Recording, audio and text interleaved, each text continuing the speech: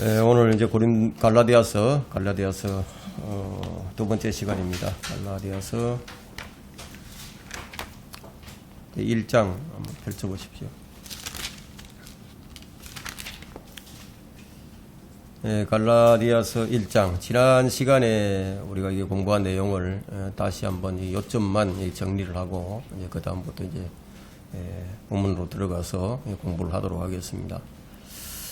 갈라디아서의 이제 기록 목적이 이 갈라디아 교회 안에 침투한 어떤 유대로부터 온 그 할레파, 그 율법을 자랑하는 자들, 그런 자들이 교회 안으로 들어 침투해 있었기 때문에 이제 그런 자들에게 미혹당해서 또 넘어간 사람들을 바로잡는 목적으로 이 갈라디아서를 이 편지를 보내게 됐습니다. 고린도 교회에서도 마찬가지로 이제 다른 예수를 전하는 자들이 있었고, 다른 영을 전하는 자들이 있었고, 다른 복음을 전하는 자들이 있었습니다. 이 갈라디아 교회에서도 이제 이런 사람들이 들어와서 믿음을 파괴하는 그런 행위를 이제 하고 있었습니다. 왜 이런 일이 일어나느냐 하면은 예수님께서 이 천국 비유를 들어서 이제 말씀하셨는데, 마태복음 13장에서 독보리의 비유가 나오죠. 이 독보리의 비유가 예수님께서 이 말씀을 이 세상에 이제 말씀을 뿌리는 자로 이제 표현을 하고 있습니다. 인자가 이 세상에 이제 말씀을 뿌린다. 지금 이제 제자들을 통해서 이제 말씀을 뿌리는 거죠. 예수님께서는 이제 알곡을 얻기 위해서 이제 말씀을 뿌립니다. 근데 마귀도 일을 합니다. 마귀는 어디에다 씨를 뿌리느냐 하면은 곡식 사이에다가 씨를 뿌립니다. 곡식 사이에 씨를 뿌린다는 것은 무엇을 의미하죠? 믿는 자들 안에다가, 믿는 자들 가운데 들어와서, 교회에 들어와서 이제 씨를 뿌린다는 거예요. 이런 일들이 누구에 의해서 일어나느냐 하면 이 마귀의 종들에 의해서 일어납니다. 복음을 뿌리는 자는 하나님을 믿는 사람, 예수 그리스도의 종들, 이 믿는 자들에 의해서 이제 씨가 뿌려지지만, 그 믿는 자들 사이에 이 마귀의 종들이 들어와서 이제 씨앗을 뿌립니다. 그리고 또 예수님께서 비유로 말씀하신 것 중에 이제 겨자씨의 비유가 있는데, 이 겨자씨의 비유, 이것은 이제 겨자씨는 아주 조그맣죠. 아주 조그맣고 시럽 종류인데, 나무가 되지 않는 그런 종류입니다. 그런데 거대한 나무가 되죠. 가장 큰 나무가 되어서 공중의 새들이 와서 깃들고, 이 말씀은 이제 비정상적인 기독교를 얘기하는 겁니다. 비정상적인 기독교. 이 독보리의 비유도 마찬가지고, 겨자씨의 비유도 마찬가지고, 이제 비정상적으로 일어나는 일들, 이런 일들입니다. 지금 이 시대에 이제 그런 일들이 참 많이 일어나고 있습니다. 우리가 이런 것들에 대해서 좀 더 주의를 하면서 이제 이 본문의 말씀으로 이제 들어가겠습니다. 지난 시간에 우리가 갈라디아서 1장 4절에서 하나님, 이 성경이 이 세상을 어떻게 표현하고 있느냐 하면, 어떻게 정의를 내리느냐 하면 악한 현 세상이라고 정의를 내렸죠. 사람들이 보는 관점에서는 이 세상이 참 아름답게 보이지만, 하나님의 관점에서 보는 이 세상은 악한 세상입니다. 왜냐하면 세상은 이 심판의 날에 멸망받기 위해서 간수되어진 것입니다. 이 세상은 멸망받기로 정해져 있는 거죠. 불태워지기로 이제 간수되어 있습니다.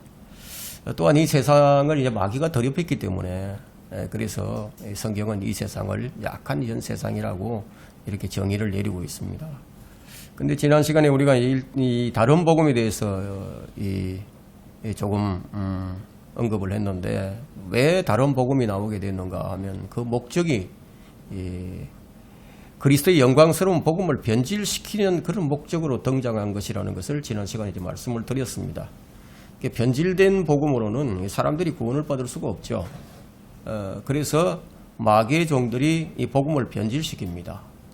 그럼 오늘날 이 전해지고 있는 이 복음이 과연 이 성경이 말하고 있는 이 복음인가라고 할 때 그렇지 못한 것이 현실입니다. 아무리 옳은 것이라도 그것을 이제 잘못 적용하게 되면 이제 변질이 되죠.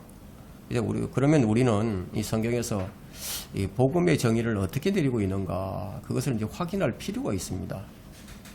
복음은 기쁜 소식이죠. 기쁜 소식이에요. 이 갈라디아서에서 전파된 이 사도행전 13장의 38절에 이 복음은 기쁜 소식이라고 말씀하고 있습니다. 거기에는 14장 38절과 39절에는 그러므로 형제들아 너희가 알 것은 이분을 통하여 너희에게 죄들의 사함이 선포되었으며 너희가 모세의 율법으로는 의롭게 되지 못하였던 그 모든 일이 있었어도 믿는 자는 모두 그분을 통하여 의롭게 되었다는 것이라. 그러니까 믿는 자는 예수 그리스도를 통해서 의롭게 된다. 구원을 받는다. 율법이 할 수 없는 일을 예수 그리스도가 오셔서 은혜와 진리이신 예수 그리스도를 통해서 의롭게 된다. 구원을 받는다. 이것이 이제 사실 우리에게는 기쁜 소식이죠. 바울이 외친 복음이 바로 이것입니다. 이것에 대한 논쟁이 이제 있었는데, 이 논쟁이 이제 사도행전 15장 그 예루살렘 회의에서 시몬 베드로에 의해서 이 바울이 전하는 복음이 재확인되고 또 그 목사 야고보에 의해서 이 공표가 됩니다. 공식적으로 이제 그때부터 이 복음이 무엇인가, 복음의 정의가 이제 내려진 거죠. 이 성도가 이제 구원받은 후에 성도들이 어떻게 살아가야 하는가, 성도의 생활 방식, 그 생활 방식에 대한 바울의 계시와는 상관이 없이 그를 구원으로 인도한 이 메시지는 뭐냐, 바로 이 갈라디아서 1장 8절과 9절에서 이제 말하고 있는 그 은혜의 복음이에요. 은혜의 복음, 그리스도의 복음. 한번 보세요. 7절부터 갈라디아서 1장 7절부터 다른 복음은 없나니 다만 너희를 교란시키려는 어떤 사람들이 있어서 그들이 그리스도의 복음을 변개시키려는 것이라. 그리스도의 복음을 변개시킨 것이 바로 이제 다른 복음이라는 거예요. 자, 8절에도 보면 그러나 우리뿐만 아니라 하늘에서 온 천사라도 우리가 너희에게 전한 것 외에 어떤 다른 복음을 전한다면 그는 저주를 받으리라. 이 복음은 바울이 전한 복음은 그 복음의 내용이 뭐냐면 피의 속죄예요. 피의 속죄.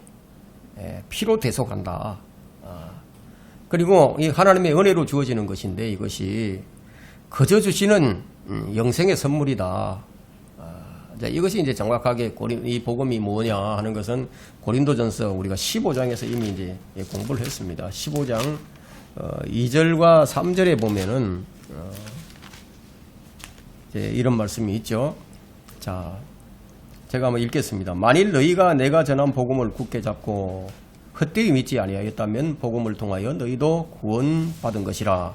내가 받은 것을 먼저 너희에게 전달하였나니 이는 성경대로 성경에 기록된 대로 이 말씀을 하고 있는 거거든요. 이는 성경대로 그리스도께서 우리의 죄들로 인하여 죽으시고 장사되셨다가 성경에 기록된 대로 셋째 날에 다시 살아나셔서 게바에게 보이시고 그 후에 12사도에게 보이신 것이라. 자, 이게 바로 이제 이 복음입니다. 복음의 내용입니다. 옛날 이제 감리교도들은요, 이 마태복음과 사도행전 그리고 이제 히브리서를 이제 올바로 해석하는 데 실패를 했습니다. 하지만 그들은 이제 마음으로부터 요한복음 3장 16절을 근거로 하는 정확하게 지금 고린도전서 방금 우리가 읽었던 15장 이 복음이 말하는 이 은혜, 하나님의 은혜의 복음을 전파했습니다. 그래서 주님께서는 그들의 생애와 사역에 축복을 해주셨죠.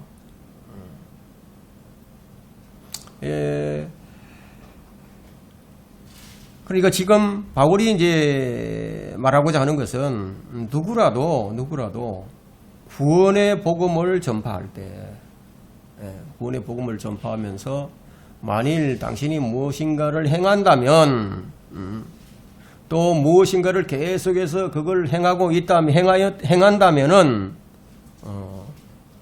이 복음을, 구원을 받는다. 자, 이렇게 전파를 하게 되면은 저주를 받는다는 것이에요. 그것이 다른 복음이라는 거예요. 그렇다면 현대 신학자들, 대부분이 이 구절을 지금 다르게 가르치죠. 다르게 해석을 합니다. 그럼 그들은 저주를 받는 거죠. 이 본문이 의미하는 것은 만일 여러분이 이제 어떤 죄인에게 예수 그리스도의 흘리신 보혈, 그 보혈, 그리고 이제 거저 주시는 하나님의 은혜의 선물 외에 하늘나라에 갈 수 있는 다른 방법을 이제 말한다면은 하나님께서 당신을 저주하실 것이다. 이 말을 지금 하고 있는 거예요. 할례파들이 들어와서 할례를 받아야만 구원을 받는다. 뭐 이렇게 이제 얘기를 했기 때문에 그것을 지금 바로잡고 있습니다. 갈라디아서가. 알렉산더 캠벨은 이 그리스도의 교회인데 그건 침례를 받아야만 구원을 받는다 이렇게 주장하는 교파입니다. 그러니까 캠벨이 기쁜 소식이라고 말하고 있는 것은 뭐냐? 당신이 회개를 하고 또 고백을 하고 믿고 침례를 받아서 끝까지 이제 견디면 구원받는다 이렇게 전하는 거죠. 그럼 뭐를 구원의 수단으로 삼았죠? 거기서 침례를 구원의 수단으로 삼아버린 거예요. 그러니까 저주를 받는 거죠. 이 교황 그 이노센트 1세부터 이제 모든 교황은 당신이 그것을 믿고 고백하고 또 성사를 지키고 교회에 복종하고 신앙생활을 하면 구원을 받는다 이렇게 가르친 거예요. 오직 믿음 외에 다른 것들을 추가를 했죠. 그렇다면 이 알렉산더 캠벨이나 그 교황들은 지금 어디에 있을 것 같습니까? 어디에 가 있을 것 같아요? 다른 복음을 전했으니까. 그럼 지옥에 가 있겠죠. 메리 헬렌 화이트와 이제 러드포드 판사. 러드포드 판사는 이제 여호와 증인 창시자죠. 그런 거야. 여호와 증인. 뭐 이런 사람들은요. 러셀 뭐 이런 사람들은요. 여전히 이제 10계명을 가지고 뭐 그 외에 다른 것들을 뭐 지켜야만 하늘나라에 갈 수 있다고 가르칩니다. 그럼 지금 본문에서 지금 뭐라고 얘기합니까? 그러나 우리뿐만 아니라 하늘에서 온 천사라도 다른 것을 전하면 저주를 받는다고 했는데 바울이 지금 여기서 두 번씩이나 놓치지 않고 지금 말을 합니다. 이제 영원한 복음에 대해서 좀 이제 알아보도록 하겠습니다. 여기 영원한 복음이 나오니까 계시록 14장 6절에는 천사가 전하는 복음이 있어요. 그것이 영원한 복음이거든요. 그 복음은 하나님의 은혜의 복음이 아니라 말 그대로 영원한 복음이에요. 그럼 지금 교회 시대가 아닌 대환란 시대의 끝에서 잠깐 동안 사람이 전하는 것이 아니고 천사들이 전하게 될 복음이 이 영원한 복음이에요. 지금은 누구에 의해서 복음이 전해지느냐? 사람에 의해서 전해지죠. 그러나 영원한 복음은 천사에 의해서 전해집니다. 그러니까 영원한 복음은 지금 이 시대에 우리에게 전하는 것이 아니라는 거죠. 그럼 성령께서 이렇게 하신 이유가 무엇입니까? 그것은 이제 교회 시대의 사람들이 율법 아래에 있었던 사람들과 같은 방법으로 구원을 받지 않는 것처럼 대환란 기간의 사람들도 교회 시대의 사람들과 동일한 방법으로 구원받지 않는다는 그런 진리를 이제 보여주기 위해서였습니다. 성령께서 이제 의도하시는 바가 다 있는 거죠. 왜 복음이 다르게 나오고 있는가? 성경에 다른 복음이 많이 나오는데 종류가 여러 가지가 나오잖아요. 그렇게 왜 그렇게 하셨는가? 그런 이유가 있다는 거예요. 그럼 영원한 복음은 지금 이 시대에는 다른 복음이 되지만 대환란 끝때 예수님께서 재림하시기 직전에 단 한 번 전해질 그 복음은 그때는 그것이 올바른 복음이라는 거예요. 그 예수님께서 제자들에게 복음을 맡기셨어요. 사람들에게 맡기신 거죠. 교회 시대에 그렇게 하셨다는 거예요. 천사들에게 맡기지 않았습니다. 그럼 몰몬교가 왜 이단이에요? 천사들을 얘기하니까. 몰몬교는 이제 천사, 그러니까 모로나이라는 이 성경에 나오지도 않는 이 모로나이라는 이 천사의 계시를 받은 사람들이에요. 계시를 받았어요. 그 이슬람교는 또 어떻습니까? 이슬람도 역시 마찬가지로 천사의 계시를 받았다. 그래서 코란을 썼다. 모하메드가 이제 천사의 계시를 받아서 코란을 만들었는데 그것은 정말로 이제 이 세상에 비극적인 작품이죠. 그래서 우리가 이제 영적 분별력을 이제 가져야 하고 그것을 얻기 위해서는 하나님의 말씀을 이제 올바로 나누어서 공부를 해야 한다고 성경이 그렇게 말을 합니다. 그러나 이제 대환란 때 천사가 와서 지금의 복음과 다른 그 영원한 복음을 전한다 하더라도 그때는 천사가 저주를 안 받아요. 그때는 그게 합당한, 적당한, 그게 알맞는 복음이니까. 그럼 지금 우리가 전하는 복음이 그때는 다른 복음이 되는 거죠. 성경은 인류를 세 부류로 나누어서 이제 구분을 해줍니다. 그 고린도전서 10장 32절에는 유대인들이나 이방인들이나 하나님의 교회 이렇게 세 부류로 나누어서 구분을 하고 있는데, 근데 마태복음 10장부터 사도행전 15장 사이에는 이 세 가지의 복음이 있어요. 하나님께서는 이 세 가지의 복음을 그때그때 다 존중하시면서 그것을 사용하신 거예요. 근데 각 복음은 그러니까 다른 부류의 사람들을 위한 것이었습니다. 그러니까 사도행전 15장이 되어서야 모든 사람을 위한 시대의 복음이, 이 시대의 복음이 하나님의 은혜의 복음이라고 공식적으로 이제 선포가 된다는 겁니다. 이 복음이 바로 우리가 방금 읽었던 고린도전서 15장 2절부터 4절에 선포된 기쁜 소식입니다. 이 복음은 언제까지 전해져야 하냐면 우리가 휴거되기까지 전파해야 할 하나님의 은혜의 복음입니다. 그래서 고린도후서 11장 4절에는 그러니까 다른 복음이 나오는 거죠. 다른 예수도 나오고 다른 영에 대해서도 지금 말을 하는 겁니다. 바울은 다른 복음의 귀를 기울였던 고린도 교회를 책망을 했죠. 다른 복음의 귀를 기울였던 고린도 성도들에게는 지옥의 저주가 임하지 않겠지만 다른 복음을 전했던 지도자들에게는 저주가 임하게 되는 거죠. 지금 이 시대도 마찬가지예요. 그래서 본문 8절과 9절이 지금 그것을 이제 말씀하고 있는 겁니다. 9절도 보세요. 우리가 전에도 말한 것 같이 지금도 내가 다시 말하노니 누구든지 너희가 받은 것 외에, 그러니까 바울이 내가 받은 것을 너희에게 전달하노니 했죠. 바울이 예수 그리스도로부터 복음을 받았단 말이에요. 그럼 우리도 누구로부터 받았습니까? 우리도 예수 그리스도로부터 이제 복음을 받았단 말이에요. 그 받은 것 외에 어떤 다른 복음을 전하게 되면 저주를 받는다.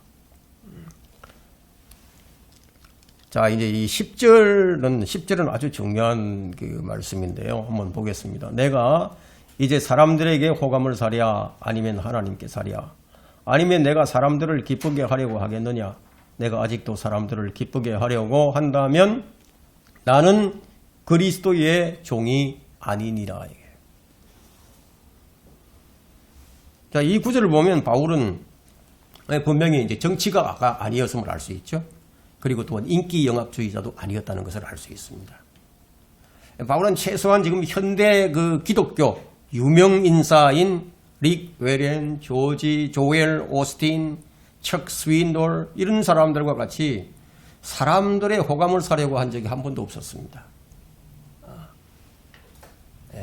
바울은 이제 주님을 온전히 따르는 사람으로서 주님과 마찬가지로 메시지를 전할 때 청중들에게 맞추려고 노력하는 법이 없었어요. 그의 스타일이 어떻냐면은 그런 예레미야처럼 아주 노골적으로 얘기합니다. 받은 계시를 노골적으로 얘기합니다. 미카야 선지자처럼 아주 단호하게 얘기하고 아모스 선지자처럼 직설적이고요. 베드로처럼 사납기도 합니다. 엘리야처럼 아주 지독한 인물이죠. 그래 그의 설교는요. 빈정거릴 때는 뭐 가차없이 빈정거립니다. 책망을 할 때는 사정을 두지 않고 책망을 합니다. 근데 그의 섬김에 관한 바울의 모든 섬김은 하나님께만 향해 있었습니다. 그리스도인은 이렇게 해야 된다는 거죠.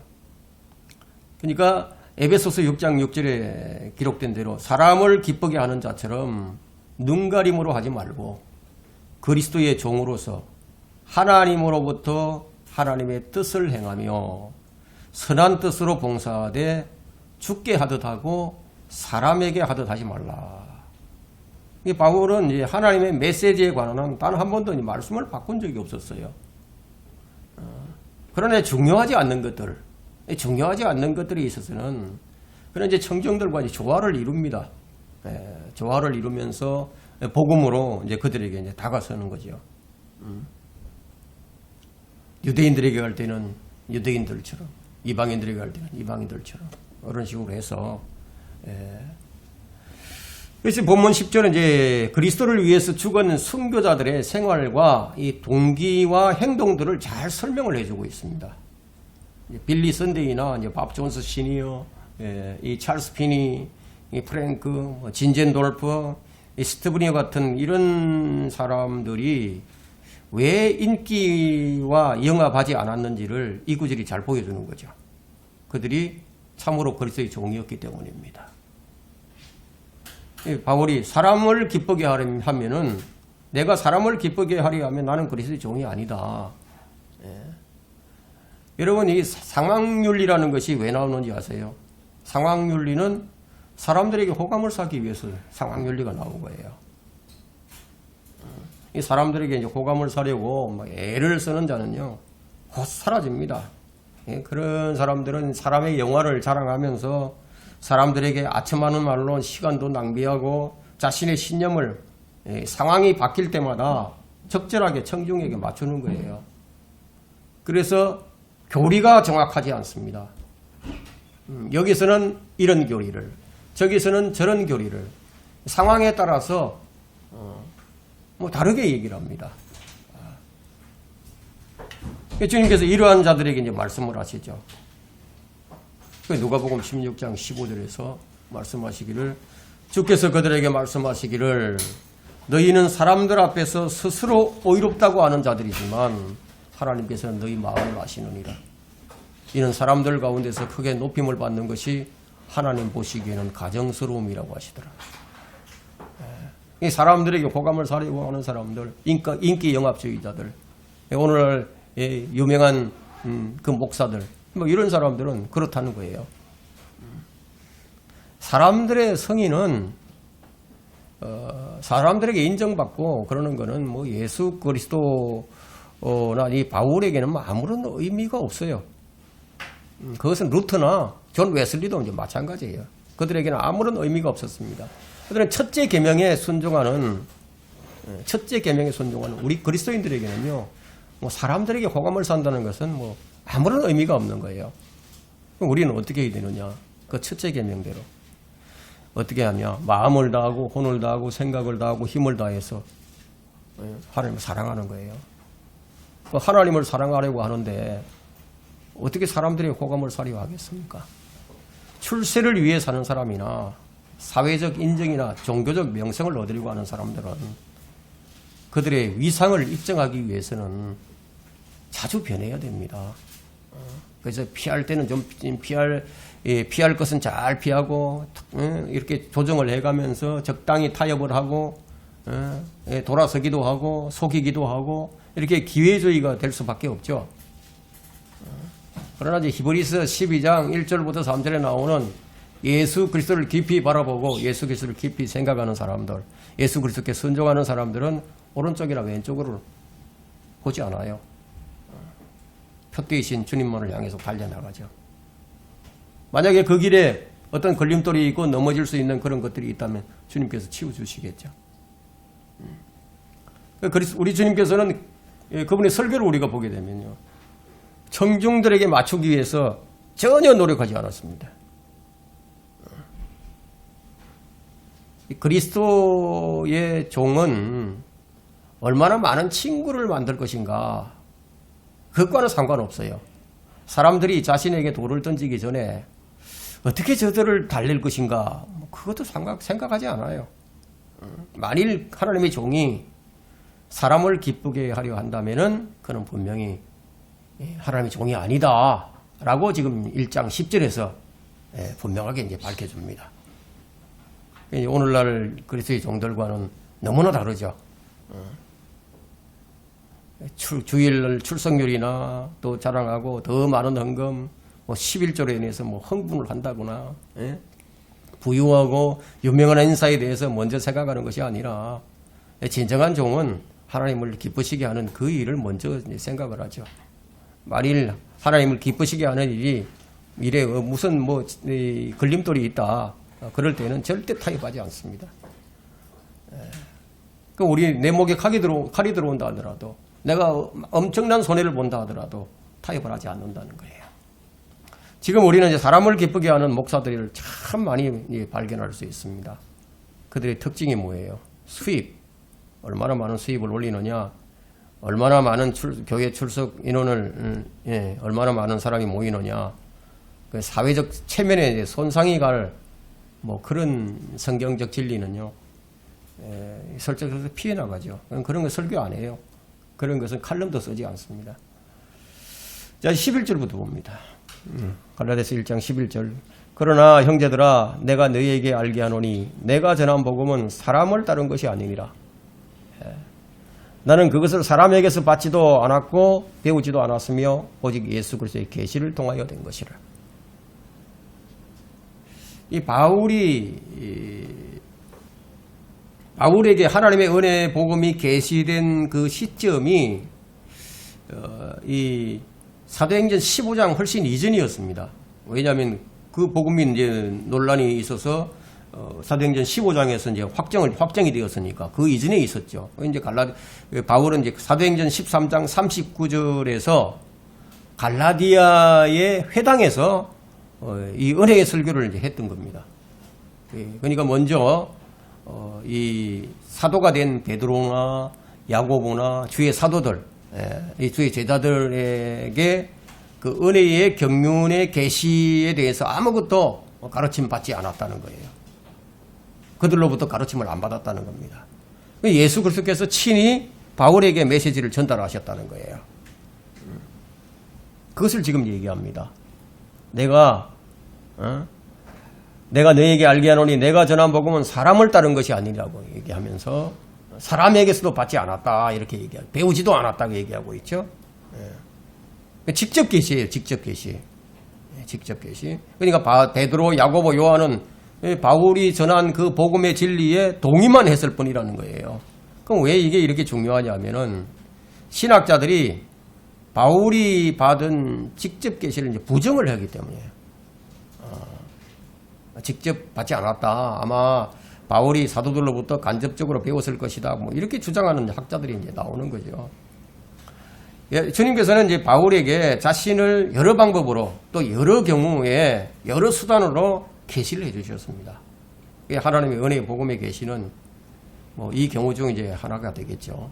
사도행전 9장 1절부터 6절과 또 사도행전 15장 사이에서 이제 일어났던 거죠. 그 사이에 계시를 이제 받았던 거죠. 그리고 학자들 간에 이제 바울이 언제를 계시를 받았느냐 많은 논란이 있지만 우리는 그런 거 거기에 신경 쓸 필요가 없습니다. 우리는 성경에 기록된 대로 그대로 이제 믿으면 되는 거예요. 이제부터 이제 13절부터는 바울이 자신이 이제 회의 심문을 하고 난 이후에 일어난 자신의 경험을 설명하는 거예요. 자신의 경험담입니다. 어떤 변화가 일어났느냐 이걸 이제 경험을 설명하죠. 13절 볼까요? 너희는 내가 유대교회에 있었을 때 내 행실을 들었거니와 나는 하나님의 교회를 몹시 박해하였으며 황폐시켰고 나의 동족 가운데 많은 동년배들보다 유대교를 믿는 일에 앞서 있었으며 내 조상들의 전통을 지키는데 더욱더 열성을 내었느니라. 그러나 나의 어머니의 태로부터 나를 선별하시고 그의 은혜로 나를 부르신 하나님께서 나로 하여금 이방 가운데 그를 전파하도록 내 안에 그의 아들을 계시하시기를 기뻐하셨을 때 내가 즉시 혈과 육에 의논하지 아니하고 또 나보다 먼저 사도된 그들을 만나려고 예루살렘으로 올라가지도 아니하였고 다만 아라비아로 갔다가 다시 다마스커스로 돌아갔느니라.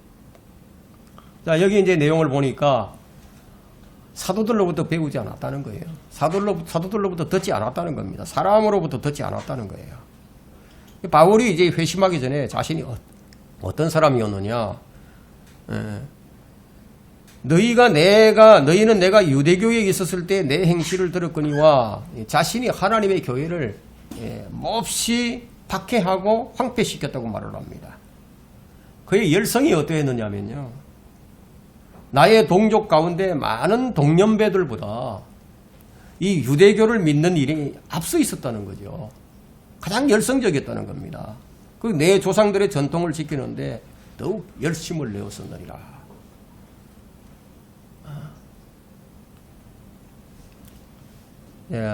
우리가 이제 이런 말씀을 보면서 지금 오늘날 일어나고 있는 일들을 우리가 좀 비교를 해볼 수 있습니다. 지금 이 시대에 많은 이단들이 있죠. 수많은 이단들이 있습니다.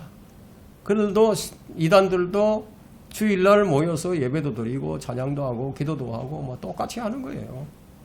똑같이 합니다. 그런데 그들이 하는 모든 일들이 그런 그들의 열성이 정말 하나님께서 받으시는 것이냐 안 받으신다는 거예요. 바울이 이렇게 열성을 내며 했지만 그것이 결국은 하나님의 교회를 박해하는 일에 황폐화를 시키는 일이었다는 거예요. 그럼 오늘날도 역시 마찬가지입니다. 수많은 군중들이 모여서 하나님께 예배를 드리고 그 이상한 짓을 하는 거죠. 그런 것들이 모두가 다 교회를 황폐시키는 겁니다. 여기서 이제 말하는 내 전통, 내 조상들의 전통은 무엇을 말하냐면 장로들의 전통을 얘기합니다. 주님께서 이 전통에 대해서 이제 말씀하신 적이 있으시죠? 이 마가복음 7장 13절에 보면요. 너희는 너희가 전수한 너희의 전통으로 하나님의 말씀을 폐기하느니라. 그 전통을 가지고 하나님의 말씀을 폐기하는 일을 한다는 겁니다. 또 이와 같은 많은 일을 자행하고 있도다. 장로들의 전통인데 이것이 왜 나쁜 것인가 하면 하나님의 말씀을 폐기시키니까. 오늘날의 기독교계의 문제도 이와 다르지 않습니다. 소위 교육받은 크리스천 지도자들은 항상 이런 일들을 지금 자행을 합니다. 어떤 일을 하는지 아세요? 첫째, 성경 본문의 단어들을 첨가시킵니다. 둘째, 성경 본문에 있는 말씀들을 다른 단어들로 대체를 합니다. 셋째, 성경 본문의 문맥에서 어떤 문구를 제거시킵니다. 넷째, 최초의 헬라어 히브리어 원본에는 이렇게 되어 있다고 말을 하면서 있지도 않은 헬라어 원문이나 히브리어 원문을 지금 얘기하면서 성경 본문을 이제 바꾸려고 하죠. 이것이 크리스찬 신학교의 교수들과 학교 당국자들이 하나님의 말씀을 사람의 말로 바꿔버리는 방법입니다. 여기 나오는 하나님의 교회는 무엇을 의미하죠? 바울 서신에서 하나님의 교회가 나올 때마다 그것은 그리스도의 몸을 얘기하는 거거든요. 하나님의 교회를 얘기할 때는 항상 유대인과 이방인과 구별되는 그리스도의 몸을 말하고 있는 겁니다. 그래서 하나님의 교회가 무엇인지 모르는 사람들이 하나님의 교회라는 이 이름을 그냥 갖다가 쓰죠. 함부로 갖다 씁니다. 주로 이제 어떤 사람들이 써먹느냐 하면 이단들이 자신들의 그 이단성을 가리기 위해서 써먹는 거예요. 하나님의 교회 하면은 어떻게 되겠습니까? 오늘날. 이 대한민국이 하나님의 교회 하면은 그리스도의 몸으로서의 하나님의 교회를 이해하느냐 하면 그렇지 않다는 거예요. 하나님의 교회야 뭐 어떤 거 안상홍이 생각하죠. 안상홍이 지금 죽고 나니까 안상홍이 이제 와이프 되는 사람, 아내 되는 사람. 어머니 하나님이 대해서 지금 교주 노릇을 하고 있는 거예요. JMC 정명석이라든가 만민중앙교회 이재록이라든가 이런 사람들 보세요. 또 어딥니까? 신림동에 있나요? 거기에 보면은 이기동 같은 사람들. 구원 귀신론을 앞세우는 사람들이 있죠. 베레아 선교. 이런 사람들이에요. 하나님의 이름을 갖다가 써먹는 거죠. 그러니까 하나님의 교회라는 표현은 이제 에베소서가 기록된 후에 바울이 이제 옥중서신에서 이제 나타나고 있는데, 에베소서가 기록되기 전, 오래전에 고린도전서 이제 AD 57년에 이제 나타납니다. 바울이 박해했던 하나님의 교회는 오순절날 시작이 됐죠. 사도행전 2장에서. 바울이 그리스도인을 박해했을 때 그것이 예수 그리스도를 박해한 것이라고 사도행전 9장에서 하늘이 열리고 주님께서 바로 직접 얘기해 주시죠. 네가 나를 박해한 것이라고.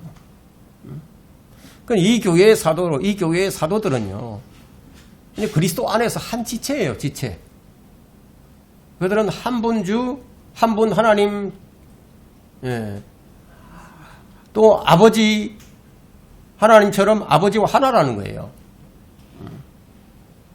우리 그 믿는 자들은 모두 그리스도의 몸 안에 들어와 있고 그리스도의 몸을 형성하고 있고 개별적으로는 그분의 지체라는 거예요. 근데 물은 그들은 물 침례가 아닌 한 침례라고 얘기하는데, 물 침례가 아니고 한 침례. 그건 이제 성령 침례를 얘기하죠. 그 성령 침례라는 것은 그리스도의 몸 안으로 집어넣어지는 것을 얘기하는 겁니다. 이 사도들이 이제 그리스도 안에 있었고 그리스도의 지체였습니다. 근데 우리 여러분 이제 고린도전서 12장 12절 한번 보세요. 시간이 다 돼가는데 12장 12절.